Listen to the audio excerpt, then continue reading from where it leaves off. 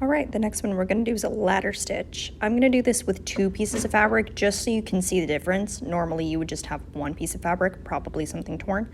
I'm going to sandwich them together, and I'm going to start sewing by opening the inside right here, this little flap, putting my needle through and hiding that little knot. So notice how I can't see the knot, it's sandwiched between these 2 little bits of fabric. Now I'm going to go across my fabric.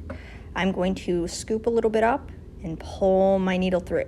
Now I went through on the black, so I'm going to scoop the brown next and do this kind of back and forth pattern. So black, then scoop up the brown. I'm gonna pull my needle through the brown right now. And as soon as I get my needle through here, I'm going to go back to the black side so you can see me pulling it through. And it's getting a little stuck for me. If it gets stuck, you can just kind of undo it.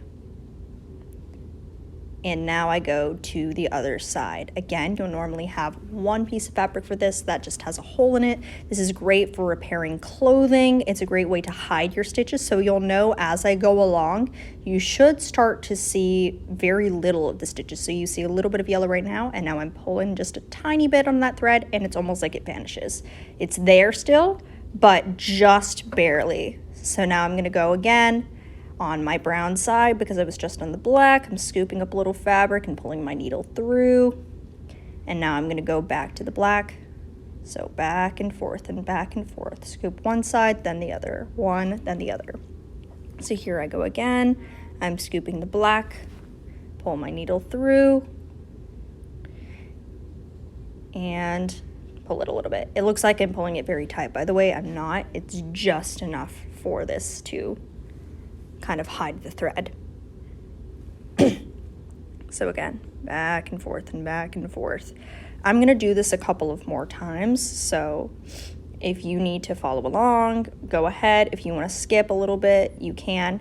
As you just saw, I was tugging on this a little bit. It's a really, really tight stitch, and what I mean by that is it holds the fabric together really, really tightly. So it's really, really good if you need to do any sort of repairs. It's probably my favorite stitch, and I do it on my clothing all the time when I need to fix stuff. Now I'm done with this, so I'm going to go ahead, pull my needle through on the other side. So notice how I inverted the fabric. I flipped it inside out. If I were sewing a shirt, then I just turned the shirt inside out. And I'm gonna tie this off how I normally do, by scooping just a little bit of fabric with my needle, pulling my needle through, but not all the way. I'm leaving a little loop. You can see my loop right here. Wrap it around my needle once, twice. Then I'm gonna put my finger on the opening and pull the needle until I can't pull the thread or the needle anymore.